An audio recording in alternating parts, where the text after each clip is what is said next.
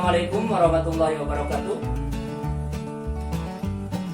Selamat pagi anak-anakku sekalian, seluruh siswa-siswi kelas 8. Selamat bergabung kembali dengan kelas 8 virtual pada pembelajaran matematika belajar dari rumah. Sebelum kita melanjutkan pembelajaran pada hari ini, marilah kita bersama-sama berdoa dengan membacakan basmalah. Bismillahirrahmanirrahim. Anak-anakku sekalian, pada pertemuan kali ini kita akan melanjutkan materi kita minggu kemarin, yaitu masih tentang sistem koordinat kartesius. Kemarin kita sudah membahas tentang apa itu yang disebut dengan sistem koordinat kartesius, apa yang disebut dengan bidang koordinat, kemudian letak suatu titik pada bidang koordinat, bagaimana cara menggambar suatu titik pada bidang koordinat, kemudian juga kuadran-kuadran yang terdapat pada bidang koordinat. Untuk pertemuan kali ini kita akan melanjutkannya daripada pembahasan yang kemarin, yaitu bagian D tentang posisi titik terhadap titik asal. Baik, sekarang perhatikan bidang koordinat kartesius berikut ini. Ini ada denah perkemahan SMPN 2 Ujung Jaya. Denah perkemahan SMPN 2 Ujung Jaya digambarkan dalam sebuah bidang kartesius. Nah, sebagaimana yang sudah kita bahas, bahwa bidang kartesius itu terdiri dari dua buah garis, dua buah sumbu, ya, yaitu garis X yang horizontal atau mendatar dan garis Y yang vertikal atau tegak. Ya. Nah, di mana kedua garis ini atau kedua sumbu ini, sumbu X dan sumbu Y itu saling berpotongan di tengah-tengah di titik 0,0. Titik 0,0 ini disebut dengan titik asal atau titik utama. Titik 0,0 disebut dengan titik asal. Ya, sumbu X-nya angka 0, sumbu Y-nya juga angka 0. Maka disebut titik 0,0. Nah, perhatikan pada denah perkemahan SMP 2 Ujung Jaya ini ya, terdapat beberapa titik, di mana titik-titik ini menggambarkan ya, atau melambangkan daripada tenda-tenda siswa, kemudian ada posko utama, ada lapangan, dan juga ada toilet. Ya. Nah, coba lihat ya, di sini ada 8 buah tenda. Kemudian ada lapangan, ada toilet, dan ada posko utama. Posko utama ini terletak pada titik asal atau 0,0. Nah, yang akan kita pelajari pada hari ini adalah bagaimana letak atau posisi suatu titik dari titik asal ini. Dalam hal ini, posisi daripada tenda-tenda yang ada atau lapangan atau toilet terhadap posko utama. Ya, terhadap posko utama. Jadi, misalkan tenda 1, posisinya bagaimana terhadap posko utama, gitu ya. Kemudian lapangan misalkan, bagaimana posisinya terhadap tenda utama atau posko utama. Nah, coba kita perhatikan posisi tempat yang ada pada denah ini terhadap posko utama. Bagaimana posisinya, ya? Kita ambil contoh misalkan yang pertama, posisi tenda 1 terhadap posko utama. Tenda 1 di mana ini, ya? Ini tenda 1. Bagaimana posisinya terhadap posko utama? Nah, coba kita lihat ya. Tenda 1 ini ya, yaitu berada pada angka 7 dari sumbu X. Dan berada atau pertemuan antara angka 7 dari sumbu X dan angka 4 dari sumbu Y. Ya.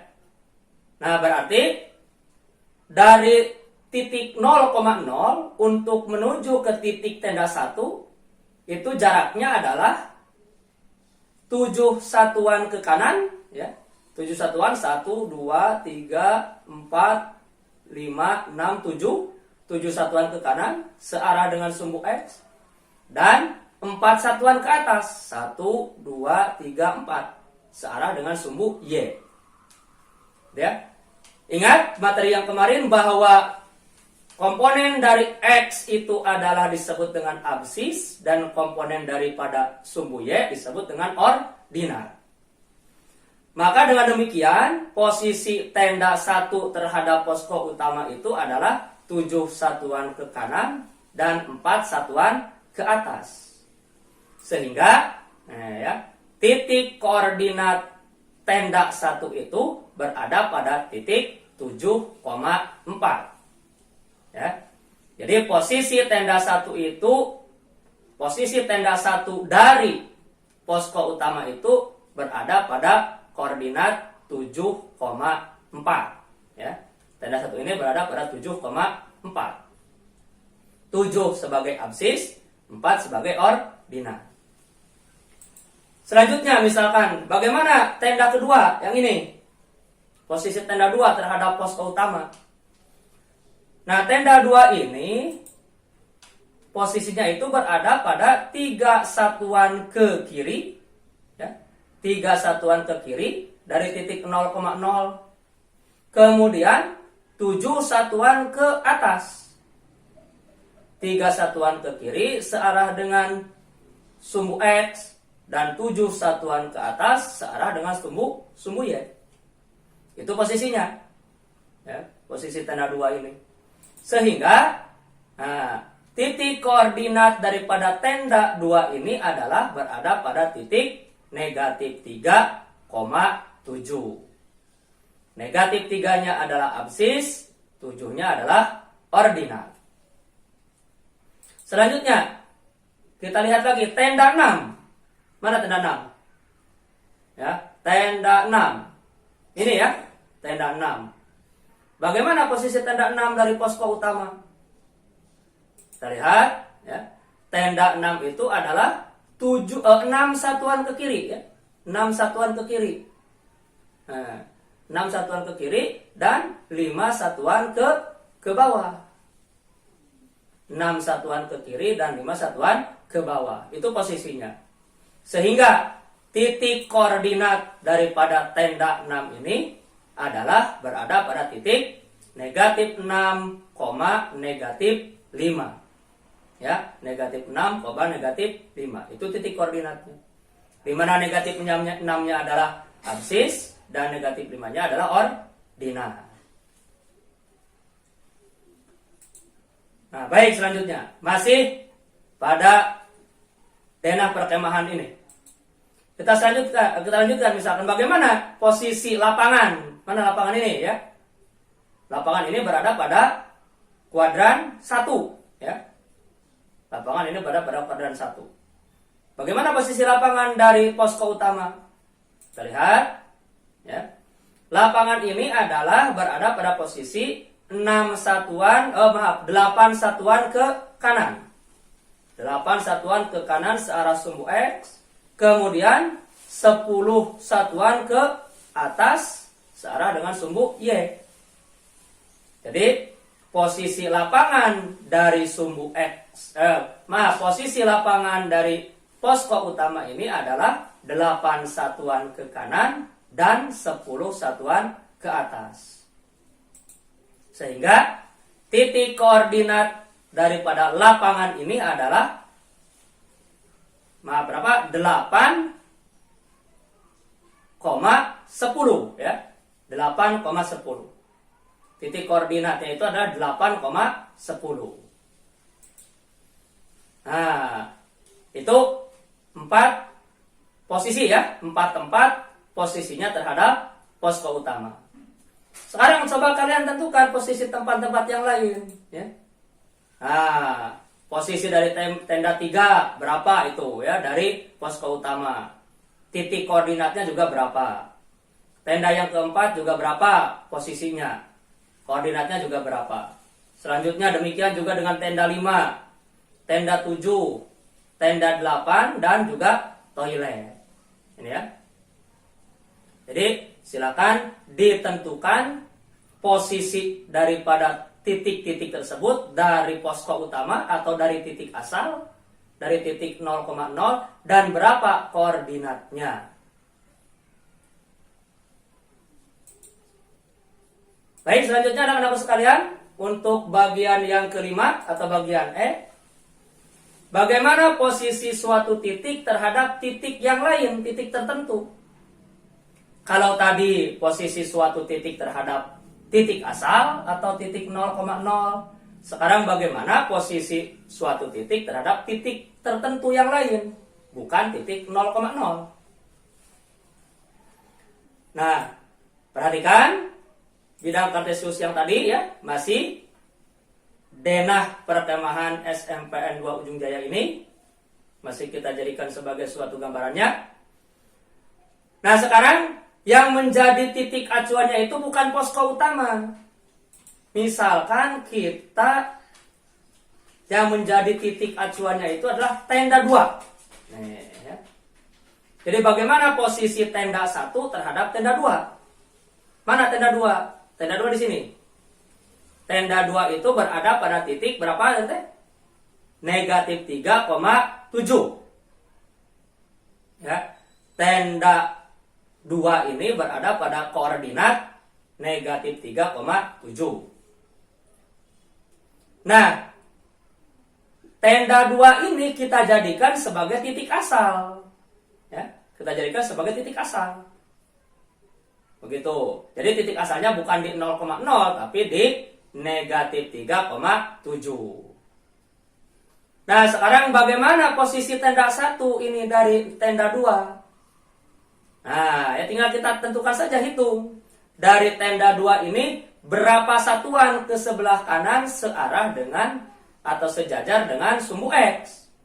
Lihat ya, dari tenda 2 ini ke tenda 1 di ke kanan berapa satuan? 1, 2, 3, 4, 5, 6, 7, 8, 9, 10. Ya. Jadi tenda 2 ini posisinya dari tenda 1 ini, maaf ya, tenda 1 ini posisinya dari tenda 2 itu adalah 10 satuan ke kanan. 10 satuan ke kanan. Dan nah coba ya, bagaimana yang searah atau yang sejajar dengan sumbu Y-nya dari sini? Tinggal hitung saja ya, ke bawah dari sini itu berapa satuan? 1, 2, 3. Gitu ya. Jadi tenda 1 ini berada pada posisi 10 satuan ke kanan dan 3 satuan ke bawah. Ini ya. Tenda 2 gitu ya. Jadi tenda 2 ini kita jadikan sebagai titik 0,0, bukan lapangan ya, maaf, tenda 2 ini. Jadi tenda 2 ini, tenda 1 ini berada pada posisi 10 satuan ke kanan, 3 satuan ke bawah. Dari mana? Dari tenda 2. Titik koordinatnya berarti 10, negatif 3. Ya. Jadi kalau dilihat posisi tenda 1 ini, kalau dari posko utama adalah 7,4, maka tenda 1 ini kalau posisinya dari tenda 2 adalah 10, negatif 3. Begitu ya. Sekali lagi, kalau tadi terhadap titik asal atau terhadap posko utama tenda 1 ini berada pada posisi 7,4. Nah, kalau pada tenda 2 atau terhadap tenda 2, tenda 1 ini berada pada posisi 10, negatif 3. Kenapa 10? Karena ke sebelah kanan. Ke sebelah kanan ini adalah positif. Kenapa negatif 3? Y-nya kenapa negatif 3? Karena ke bawah. Ya, karena ke bawah. Itu, ke bawah itu adalah negatif. Begitu ya. Jadi dari tenda 2 ke tenda 1 ini kan melangkah 10 satuan ke kanan positif dan 3 satuan ke bawah negatif. Berarti X-nya atau absisnya adalah 10, Y-nya atau koordinatnya adalah negatif 3. Selanjutnya, bagaimana posisi toilet terhadap tenda 2? Mana toilet? Toilet ada di bawah di sini.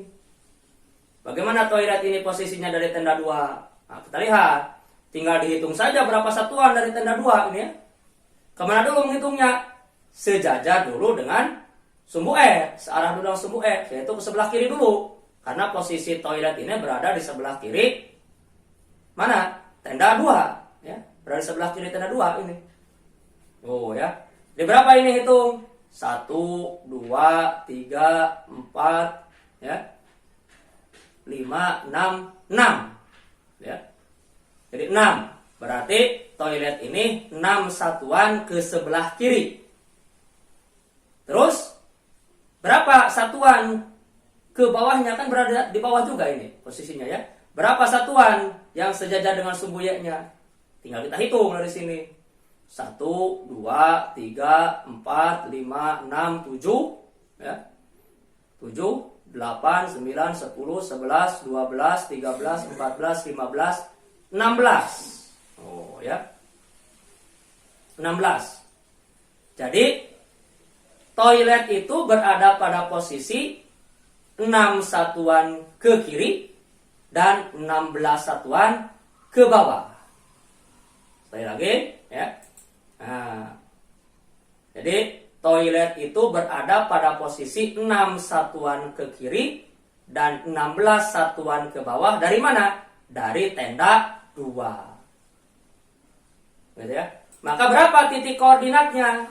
Nah, titik koordinat daripada toilet terhadap tenda 2, ya, terhadap tenda 2 ini. Toilet terhadap tenda 2. Yaitu karena 6 satuan ke kiri berarti negatif dan 16 satuan ke bawah berarti juga negatif. Berarti titik koordinat daripada toilet terhadap tenda 2 itu adalah negatif 6, negatif 16. Negatif 6 ini sebagai absis, negatif 16 sebagai ordinat. Begitu ya. Nah, kalau toilet ini kita posisikan terhadap posko berapa kira-kira? Toilet ini terhadap posko. Ya, tinggal dilihat saja ya. Dari posko dari titik 0,0 berapa ke kirinya? Nah, yang sejajar dengan sumbu X-nya. Berapa? 9 ya. 9 ke kiri dan 9 ke bawah. Nah, toilet ini kalau terhadap kalau terhadap titik asal atau posko utama, koordinatnya itu adalah negatif 9, negatif 9. Tetapi karena posisinya terhadap tenda 2, maka koordinat titik atau koordinat toilet ini berada pada negatif 6, negatif 16. Selanjutnya ya, lapangan. Posisi lapangan terhadap tenda 2. Ini lapangan ya. Ini yang titik kuning. Lapangan ini di mana posisinya terhadap tenda 2? Nah, dari tenda 2 ini kan lapangan berada di sebelah kanan tenda 2 ya. Berarti kita menghitung ke sebelah kanan berapa satuan. Hitung ya. 1, 2, 3, 4, 5, 6, 7, 8, 9, 10, 11. Oh ya. Jadi lapangan ini posisinya berada 11 satuan ke sebelah kanan. 11 satuan ke kanan. Kemudian lapangan juga berada di atas tenda 2. Nih ya, posisinya itu. Berarti berapa satuan ke atas? Kita hitung. 1, 2, 3. Ya. Jadi tepatnya posisi lapangan terhadap tenda 2 adalah 11 satuan ke kanan dan 3 satuan ke atas. Sehingga posisi lapangan terhadap tenda 2 titik koordinatnya adalah 11,3. 11 ke kanan positif, 3 ke atas juga positif. Jadi semuanya positif. Nah, itu cara menentukan posisi suatu titik terhadap titik tertentu, terhadap titik yang lain. Ya. Pada intinya, si titik yang dijadikan sebagai acuan tersebut diposisikan sebagai titik 0,0 atau titik asal. Selanjutnya, materi yang terakhir, ya, yaitu bagaimana posisi garis terhadap sumbu X dan sumbu Y. Posisi suatu garis terhadap sumbu X dan sumbu Y. Bagaimana posisinya? Baik, perhatikan lagi bidang koordinat kartesius berikut, ya. Ini seperti tadi, ya, bidang koordinat kartesiusnya. Nah, misalkan ada sebuah garis, ya, katakanlah garis L ini. Garis L ini melewati titik atau memotong sumbu Y di titik 3, di angka 3, maaf ya. Garis X ini memotong sumbu Y di angka 3. Berarti garis L ini memotong sumbu X di titik 0,3. X-nya 0, Y-nya 3. Gitu ya. Nah, posisi garis L, ya. Nah, coba beberapa titik yang dilalui oleh garis L diantaranya 1,3, ini ya. Ini di sini nih, titik 1,3 berada pada garis L. Titik 5,3 di sini berada pada garis L. Titik negatif 5,3. Mana? Negatif 5,3 di sini. Juga berada pada garis L. Dan titik negatif 10,3 di sini, ya. Juga terdapat pada garis L.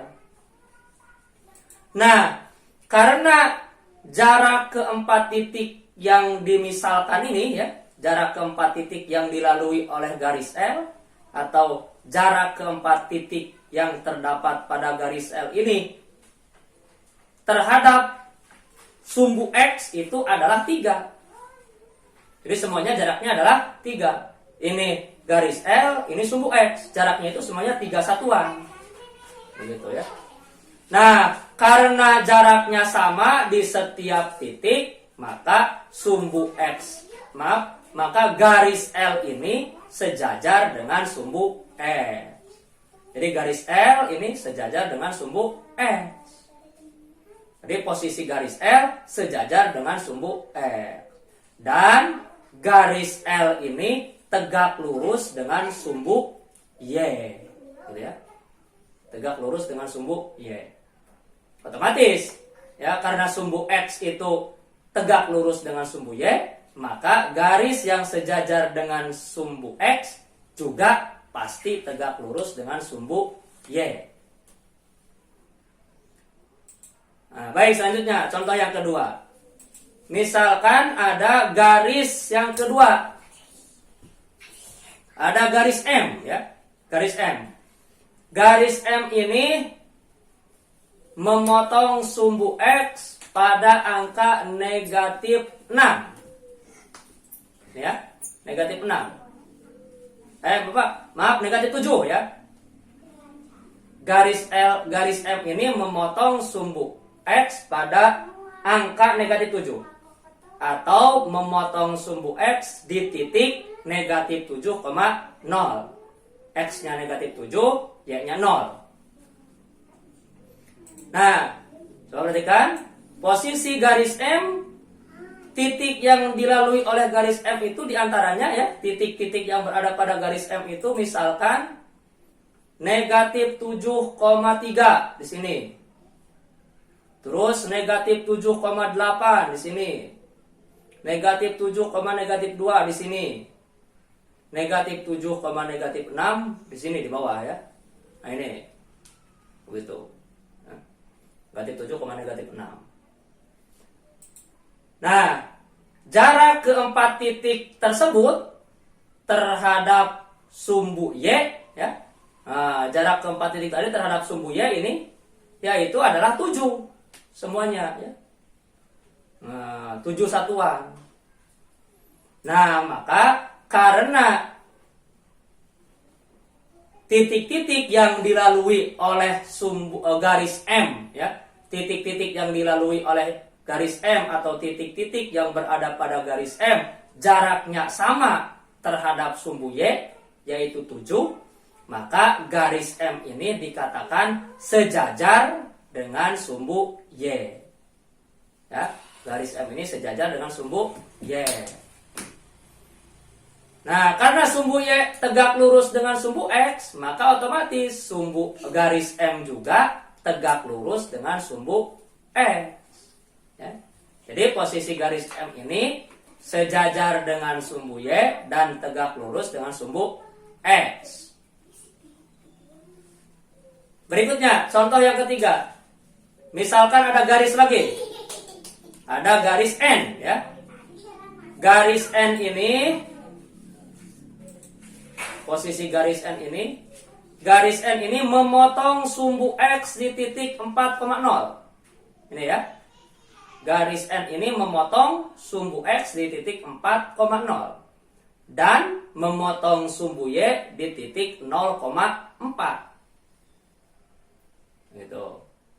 Maka garis N ini ya, posisinya itu tidak sejajar dengan sumbu X dan juga tidak sejajar dengan sumbu Y. Juga garis N ini tidak tegak lurus dengan sumbu X dan juga tidak tegak lurus dengan sumbu Y. Kenapa? Karena garis N ini memotong sumbu X dan juga memotong sumbu Y. Ya.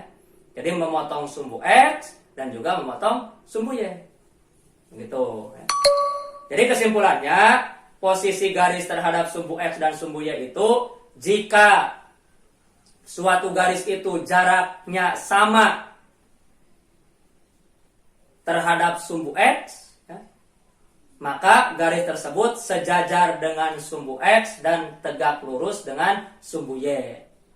Jika garis tersebut jaraknya sama terhadap sumbu sumbu Y, jika garis tersebut jaraknya sama terhadap sumbu Y, maka garis tersebut sejajar dengan sumbu Y dan tegak lurus dengan sumbu X. Yang ketiga, jika suatu garis memotong sumbu X dan sumbu Y, sekaligus ya, memotong sumbu X dan sumbu Y, maka posisi garis tersebut tidak sejajar dengan sumbu X, tidak sejajar dengan sumbu Y, tidak tegak lurus dengan sumbu X, dan juga tidak tegak lurus dengan sumbu Y. Itulah anak-anakku sekalian, ya, materi yang berhubungan dengan sistem koordinat kartesius yang dapat Bapak sampaikan dari 2 pertemuan ini.